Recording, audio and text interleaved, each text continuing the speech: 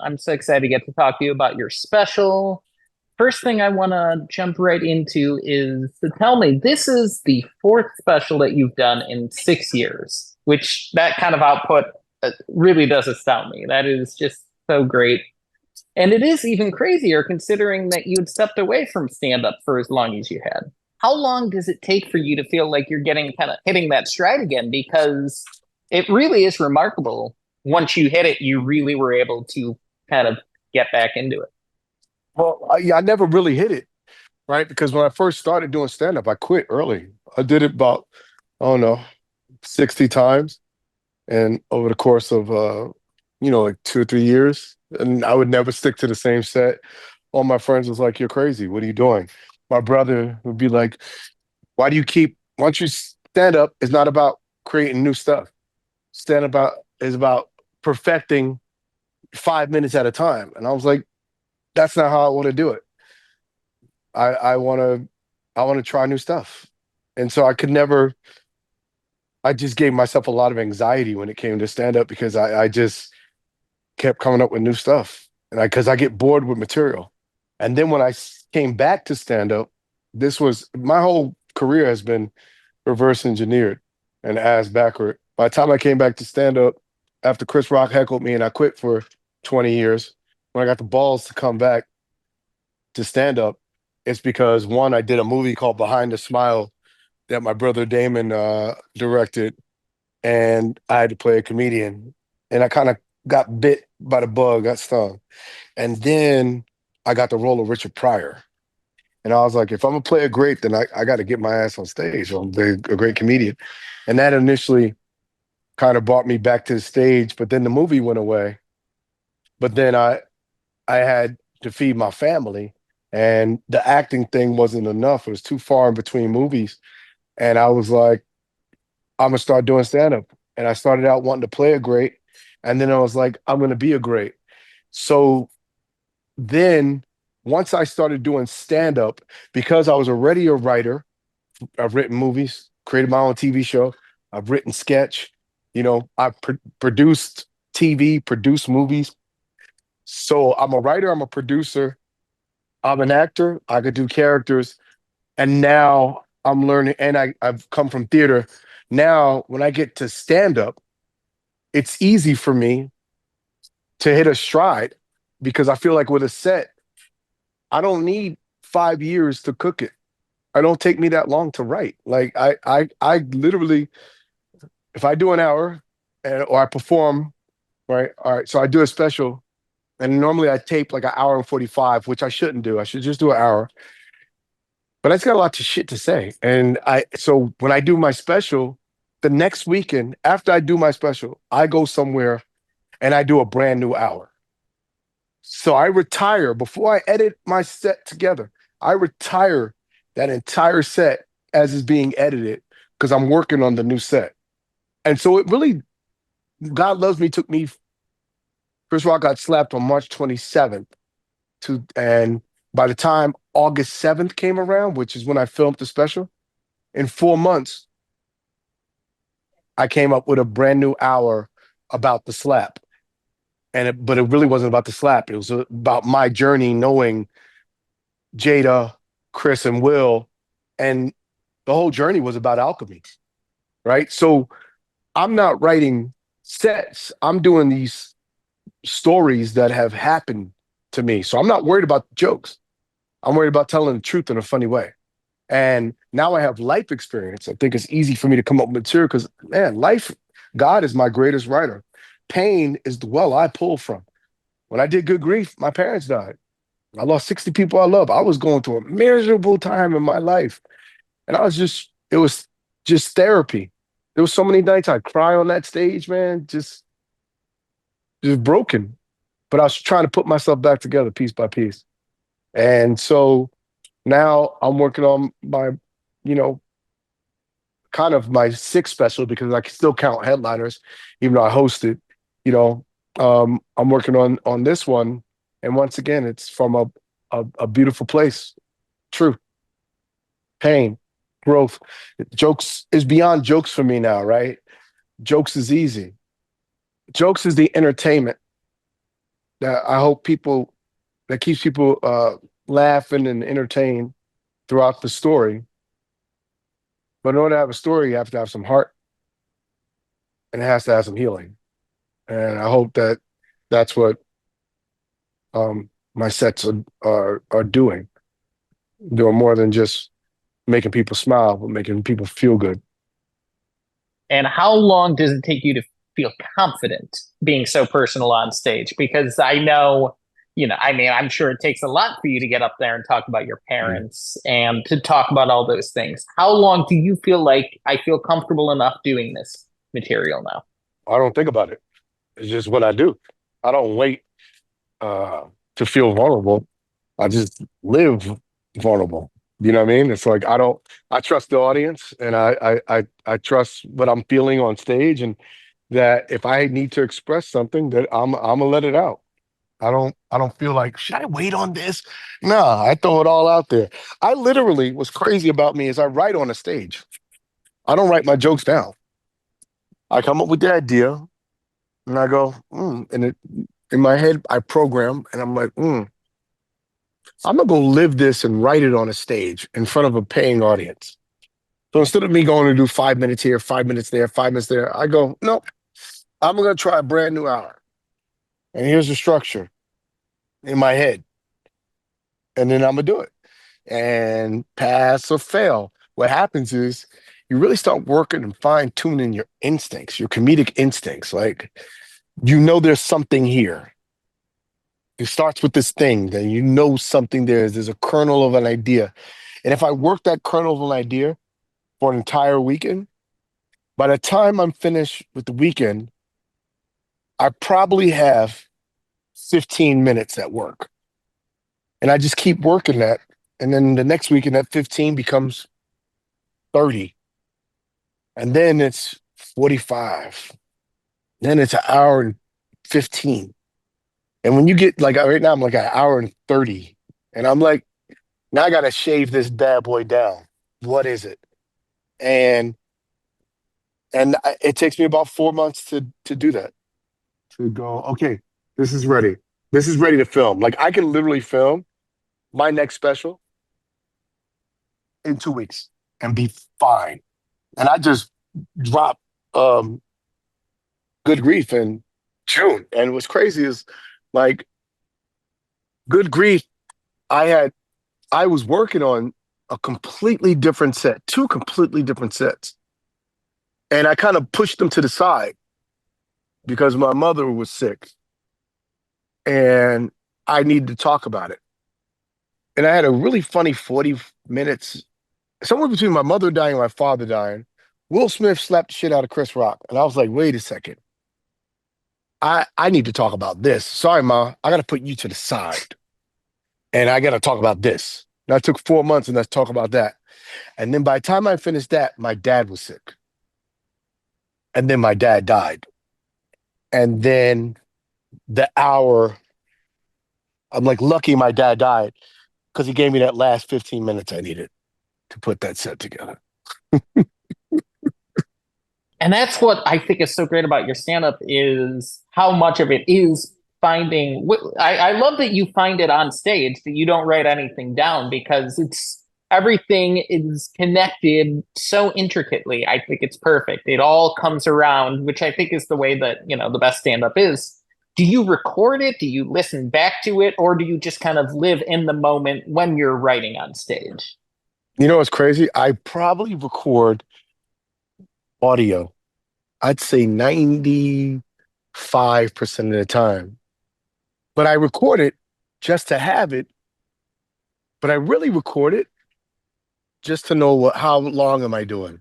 So I did an hour and 17 because the timer is going on, hour and 19. But I never listened to it back. But I just have these audio recordings of these sets.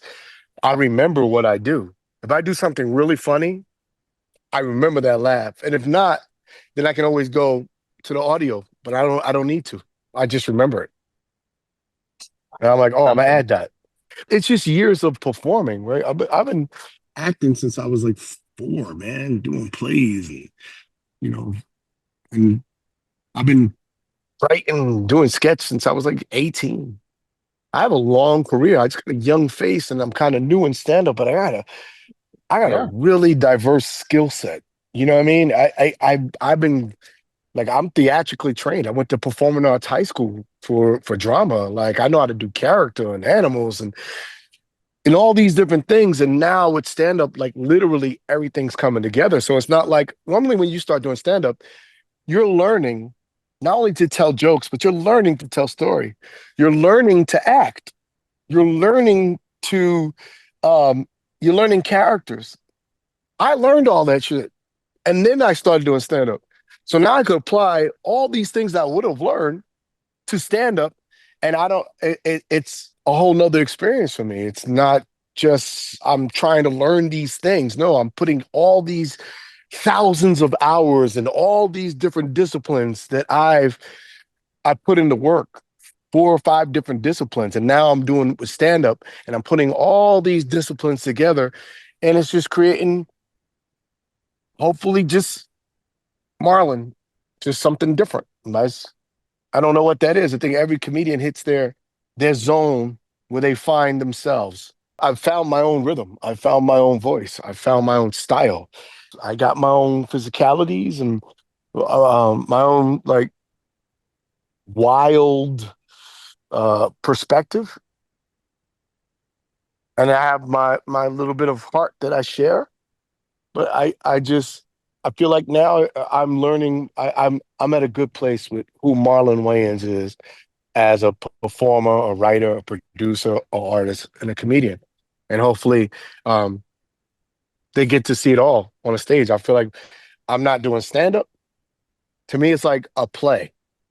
It's like a one man show mixed with stand up, mixed with sketch. It's like its own little thing. I don't really do crowd work, right? My agent's like, why don't you do some crowd work so we could get like, so we can put that out there and all the people can see because I don't want to do that. I don't want to me, crowd work is easy. I don't want the crowd to work. I Right. want to work and I want the crowd to come see me do a show. I want them paying to see a show. I don't want them having me pulling from material or using them as the butt of the joke. Nope. I'm the butt of the joke. Joke's on me. I'm not trying to, not to say I don't say divisive things, but I try not to do a lot of divisive topics. And to me, those things aren't going to be relevant forever. You know what's relevant forever? My pain. Because there are a lot of people that's going suffering from the same thing you're suffering from, or I find they will suffer from it, or they know people suffering from it. That could be healing, and that's going to be forever. And with my specials, especially after I did Wokish, I was like, you know what?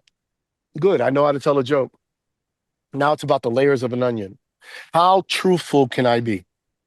Right? First one was just the layers of an onion. When I get to the tears, when I get to the pain, oh, now we're getting good. Yeah, now we're getting good. And each special, you know what it is. I left off on the boat and how I fucked my family up by, cheating on my children's mother. And here's what happened. And it was just me just being vulnerable on the stage, just throwing myself under the bus and, talking about a very painful incident in my life. But here's what's funny about it.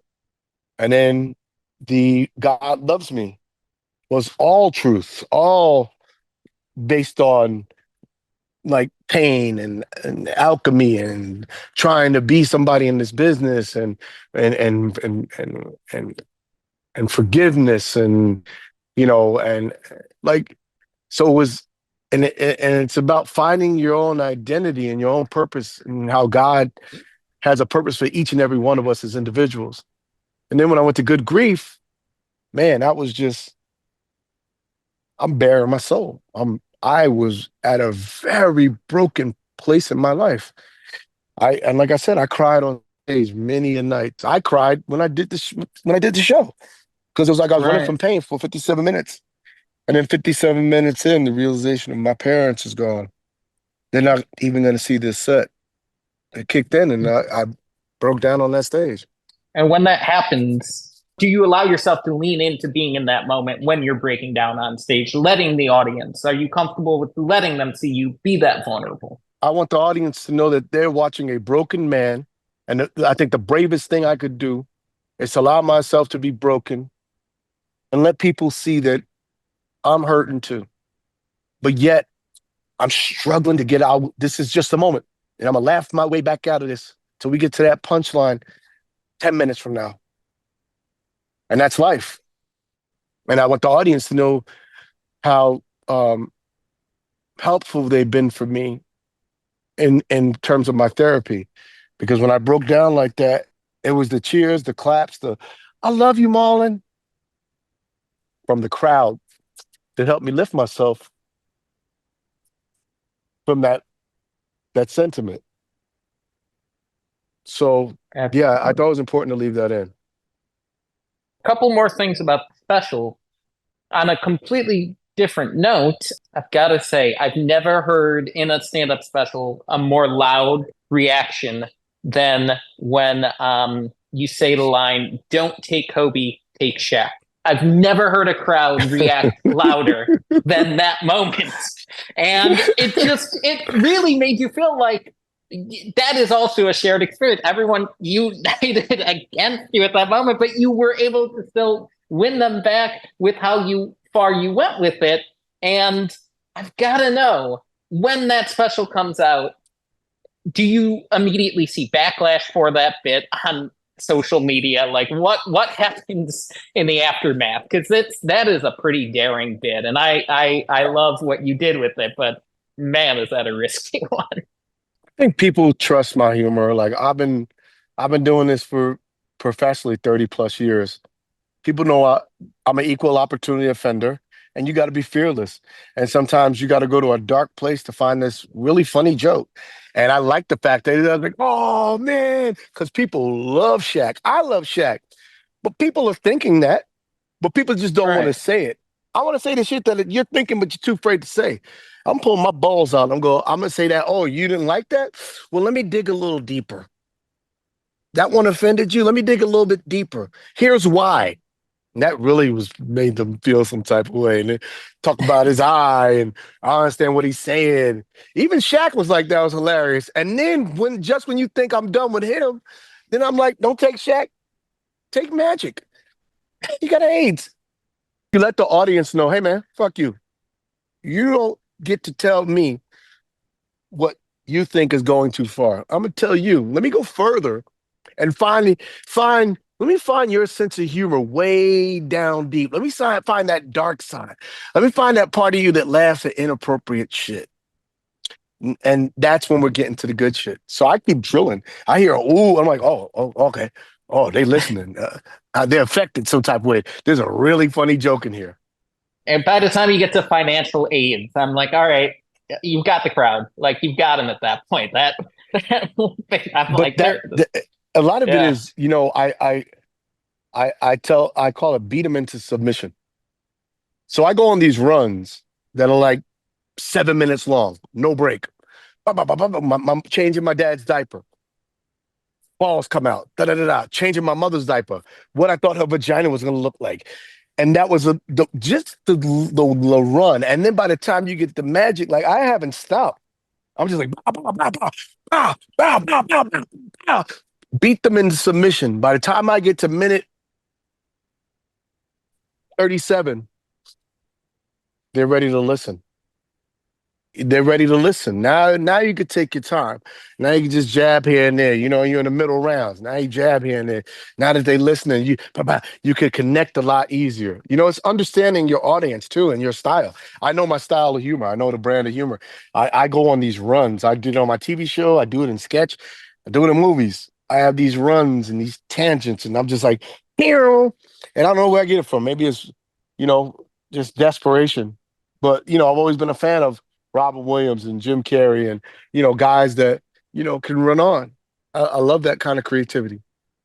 I've got two questions left. So much of this special is about family and the importance of having those relationships. And of course, you've worked throughout your professional career. You have worked very closely with your siblings and with your family. And does working in those close kind of quarters professionally, as well as having the personal relationship, does that bring you closer? Does it create challenges within the work? What is that like? I think it's a combination. Definitely presents a lot of challenges, but when you get through those challenges, you actually find yourself closer. So they're good challenges, right? When you figure out a problem, no matter what it is when you decide to leave it broken, right? That's when the problem is a real problem and it breaks your family up. But we always find a way to come to some kind of resolution. And I think that challenges us to be better. We may disagree, and that's okay. So what's your point of view? What's your point of now what's lying in between us that we're missing? So how do we bring all this together to make the best deal or the best sketch or the best scene in a movie? So we use the obstacles to help us get the elixir, and most of those elixirs are laughs and love. We love each other very much, we Wayanses. Absolutely. And it definitely shows. And so the last thing I'm going to end with is you mentioned, and now usually there's like a message with stand up specials at the end, but you come out right out of the gate with an important message within the first 30 seconds. And that's when you tell the audience, please enjoy your life. And you want them to take that away at the beginning, which I think is interesting that you kind of sprinkle that on, before you really get into your set. And Yeah. so I feel it's very important. And so I'm curious with you, what do you feel like you've been enjoying most recently in life? Enjoying most Yeah. Like, in because you want life. everyone to enjoy every moment of their life. What stands out to you the most right now? I think this the after my parents passed, I went through a really crazy time where 60 people died. And it was just like I was Superman flying over here, fixing this problem. I'd fly over there and I fix this problem. I fly over there and I hold that train track up. I fly over there and I bury this person. I fly over there and make sure that this person was being taken care of. I lived in a hospital for like 2 or 3 years. All my friends was dying. It was like someone had a curse on me. Woman I was dating had a brain aneurysm. I went through so much shit that I'm just enjoying the fact that everything is okay today, right? It made me appreciate every little moment of life. I don't need excitement. I don't need to be to the clubs. I don't need to be on vacation. I don't need to, no. You know what I need? Nothing. Peace, stillness, quiet, maybe a great conversation, a cigar, glass of wine, hang out with real friends, enjoy my family, spend time with my daughter and watch her grow. You know, it's like I'm a baby daddy now. My first relationship, I was there with my kids, and it gave me like this. She was such a great support system. And with this one, I don't have no nanny. It's me and her every Monday and Tuesday night. It's me and Axel. So I'm just enjoying my daughter and enjoying taking care of her and enjoying watching her grow. And you know, I'm enjoying the simplicities of life. Every day I am grateful. I'm enjoying God more. Um, I'm growing up. I never thought I would, but I'm growing up and I'm enjoying this. You know, I recently had a breakup with my children's mother, my second child mother. And I just told her, I said, listen, I'm 50. I was 50 at the time. So I'm 50, 51 years old, which means if God blesses me with another 30 years, that means and I live to be 81. That means I have more years behind me than I do ahead of me, which means I don't have the time nor the energy to deal with your bullshit. You're not going to ruin my moments. Eh, Every night I have an argument with you, or every night this is taking what you need to go heal somewhere. I can't do it. I want to smile. And every time I smile, I feel like you're in the way. I'm tired of you ruining my nights. You don't even know what you're arguing about. I said, I can't. My most valuable asset, besides money, no, is my time. It's my time. I just want to be happy. And I've learned surround yourself with people that have that same agenda to be happy. I can't heal everybody. I'll do my best, but at a point, you got to save yourself. My smile's important. Sorry, sometimes I'm not going to sacrifice my life and my smile for somebody else's, maybe my kids. And even then, at a point, I'm like, all right, I did my job. Now it's on you to find your smile. So I learned a lot about discernment, and I learned a lot about good people, and I learned a lot about the value of time. So I'm enjoying my life a lot more because I value every last single moment and how I spend it. Wow. I love that so much. I love that you're able to bring it all around. And that couldn't have been kind of a more perfect note to end on.